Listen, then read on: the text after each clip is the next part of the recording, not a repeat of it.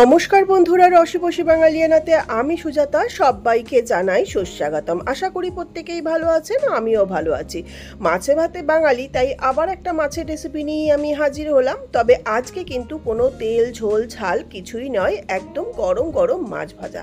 গরম গরম মাছ ভাজা খেতে কে কে ভালোবাসেন অবশ্যই কমেন্টস করে জানাবেন।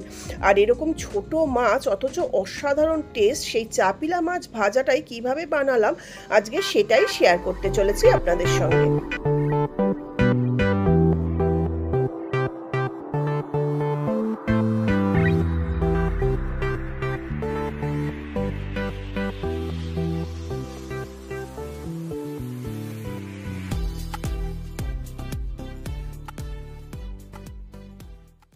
ভিডিওটা দেখে যদি এতটুকু ভালো লাগে তাহলে ভিডিওটাতে একটা লাইক করবেন, বন্ধুদের সঙ্গে শেয়ার করবেন ও চ্যানেলটা যদি এখনও সাবস্ক্রাইব না করে থাকেন তাহলে অবশ্যই অনুরোধ রইল চ্যানেলটা সাবস্ক্রাইব করে পাশে থাকা বেল আইকনটা প্রেস করে দেবেন আর আমাকে আশীর্বাদ করবেন। তাহলে আমি যখনই কোনো নতুন ভিডিও আপলোড করব বা শর্টস আপলোড করব সঙ্গে সঙ্গে কিন্তু আপনারা নোটিফিকেশান পেয়ে যাবেন। তো এরকম গরম কুরকুরে মাছের রেসিপিটা এখন চলুন শেয়ার করি। মাছ ভাজা খেতে গেলে তো আগে বাজার থেকে কিনতে হবে, তো মাছ কিনতে গেছি। এখানে দেখুন ও চাপিলা মাছ তো কিনলামই, সঙ্গে কিছুটা চিংড়ি মাছ নিলাম, চিংড়ি মাছের রেসিপিও আসবে। আর এই যে এখান থেকে চাপিলা মাছ নিচ্ছি, আর এই যে কই মাছগুলো লাফাচ্ছে এই মাছও কিন্তু নিয়ে এসছি। তো এই যে মাছ এবার বাড়িতে নিয়ে এসে বাসনের মধ্যে ঢেলে নিয়েছি। এবার মাছগুলোকে ভালো করে ধুয়ে বেছে তুলতে হবে। আর এই চাপিলা মাছটাই কিন্তু আমি ভাজার দেখাবো। আর তাছাড়া কই মাছের রেসিপি অনেকবার দেখিয়েছি, তো কই মাছটাও তুলে নেব আর চিংড়ি মাছটাও তুলে নেব। এই যে দেখুন কই মাছ আমার এত ভালো লাগে, আমাকে যদি কেউ রোজ খেতে বলে আমি সেটাও খাবো। তো আমি বাজারে গেলে অন্য যে কোনো মাছ আনি না কেন কই মাছটা কিন্তু আনবই, কিন্তু ধুতে অনেকটা সময় লেগে যায়। আর এই যে এখানে নিয়ে এসেছি চিংড়ি মাছ। চিংড়ি মাছ দিয়েও একটা অসাধারণ প্রিপারেশন তৈরি করেছি, সেটাও কিন্তু নেক্সট ভিডিওতে আসবে। এবার চাপিলা মাছটা দেখুন আমি ভালো করে ধুয়ে নিয়েছি। এখানে 6 পিস চাপিলা মাছ আছে। এই চাপিলা মাছটা 6 পিস মানে 300 গ্রাম মতন। এই মাছটা এবার আমি কিভাবে কুড়মুড়ে করে বানাবো, সে ঘি দিয়ে খেতে দারুণ লাগে। এখানে নিয়েছি 6 পিস চাপিলা মাছ। এইটা আপনারা কি নামে জানেন ডাকেন জানি না। আর নিয়েছি অবশ্যই সর্ষের তেল দিয়েই ভাজবো। নিয়েছি হলুদ গুঁড়ো হাফ চামচ, নিয়েছি স্বাদ অনুযায়ী লবণ, আর একটু রঙের জন্য নিয়েছি কাশ্মীরি লাল লঙ্কার গুঁড়ো, আপনারা ঝাল লঙ্কার গুঁড়ো নিতে পারেন। আর নিয়েছি 2 চামচ গোবিন্দভোগ চালের গুঁড়ো। তো মাছগুলোকে তো বাজার থেকে কিনে এনে ভালো করে ধুয়ে নিয়েছি। এইবার মাছগুলোর মধ্যে এই প্লেটে যে হলুদ গুঁড়ো লবণ ও কাশ্মীরি লাল লঙ্কার গুঁড়োটা নিয়েছি সেইগুলোকে ভালো করে মাখিয়ে নেব। সঙ্গে অবশ্যই যে চালের গুঁড়োটা নিয়েছি সেই চালের গুঁড়োটা দিয়েও মাখাবো। মাখিয়ে 10 মিনিট রাখবো। আপনারা জানেন আমি মাছের প্রিপারেশন করলে মিনিমাম 10 মিনিট আগে লবণ হলুদ মাখিয়ে রাখি, তাহলে মাছের স্বাদটা ভালো হয়। আর দেখুন যে কোনো কিছুই ভাজা করার আগেই অবশ্যই গায়ে হলুদ দিতে হয়, তো সেই হলুদ গুঁড়োটা দিয়ে দিলাম। তারপরে দিয়ে দিচ্ছি এখানে কাশ্মীরি লাল লঙ্কার গুঁড়ো, তারপরে দিয়ে দেব এখানে স্বাদ অনুযায়ী লবণ। তবে চাপিলা মাছ যেহেতু এটা সমুদ্রের মাছ, অতএব লবণটা বুঝে দেবেন। আর খুব হালকা শুকি মাছ বলে বেশি কিন্তু লবণ দিলে খেতে পারবেন না, তাই লবণটা খুবই সামান্য দিতে হবে। এরপরে দিয়ে দিচ্ছি চালের গুঁড়ো। চালের গুঁড়ো এখানে যদি না থাকে তাহলে অবশ্যই গোবিন্দভোগ চাল ভিজিয়ে বেটেও সেটাও দিতে পারেন, বা সেটাও যদি না থাকে তাহলে ময়দা বা কর্নফ্লাওয়ার দিলেও কিন্তু হবে।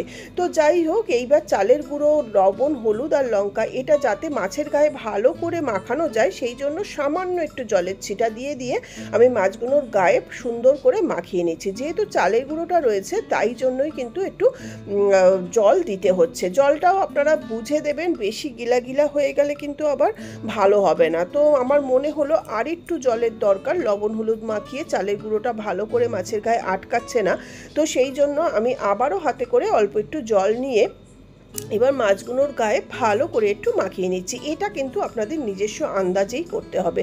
তো লবণ হলুদটা মাখিয়ে মাছটা 10 মিনিট রাখবো। 10 মিনিট পরে কিন্তু আমি ভেজে নেব। আর এই মাছটা না গরম মচমচে ভাজা খেতেই ভালো লাগে। সম্পূর্ণ মাছটায় ভালো করে লবণ হলুদ চালের গুঁড়ো লঙ্কার গুঁড়ো মাখানো হয়ে গেল। এইবার ঢাকা দিয়ে আমি 10 মিনিট রেখে দিচ্ছি। 10 মিনিট পর সরাসরি চলে আসছি ভাজার জন্য। তো দেখুন 10 মিনিট হয়ে গেছে, মাছটা লবণ হলুদ চালের গুঁড়ো মাখিয়ে নেওয়া। এইবার আমি গ্যাসটা অন করে ফ্রাই প্যানটা বসিয়ে দিয়েছি। ফ্রাই প্যানটা গরম হয়ে গেলে তারপরে আমি ফ্রাই প্যানের মধ্যে দিয়ে দিচ্ছি বেশ পরিমাণ মতন তেল, মোটামুটি 5-6 টেবিল চামচ মতন, কেন 6টা মাছ ভাজতে হবে। তো তেলটা একটু গরম হতে হবে। তেলটা ভালোভাবে গরম হয়ে গেলে গ্যাসের ফ্লেমটাকে মিডিয়ামে করে আমি মাছগুলোকে তেলের মধ্যে ছেড়ে দেবো। তো যেহেতু আমার ফ্রাই প্যানটা ছোট, তাই আমি 2 সেটে মাছগুলো ভাজবো।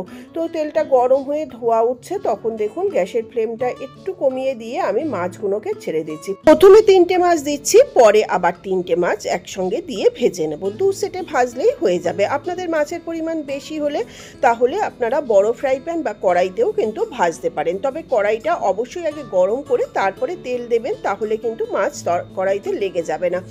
তো দেখুন একটা সাইড ভালোভাবে হলে তারপরে আবার উল্টে দেব। এইভাবে 2-3 বার কিন্তু উল্টে পাল্টে আর মিডিয়াম হিটেই কিন্তু ভাজতে হবে। হাই হিটে ভাজলে কিন্তু এটা তাড়াতাড়ি লাল হয়ে যাবে আর মচমচে কিন্তু হবে না। মিডিয়াম হিটে ভাজলে অনেকটা সময় ধরে 3-4 বার উল্টে পাল্টে ভাজলে একদম কিন্তু মচমচে হয়ে যাবে।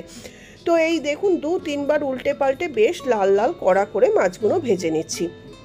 আর আমি সাধারণত যে কোনো মাছ খুব একটা কড়া করে ভাজি না, কিন্তু এটা যেহেতু ভাজা খাওয়ার মাছ আর এটা কড়া করে না ভাজলে একদম কুড়মুড়ে হবে না, তাই জন্য এটা বেশ অনেকটা সময় ধরেই কিন্তু মাছগুলোকে লাল লাল করে ভেজে নিচ্ছি।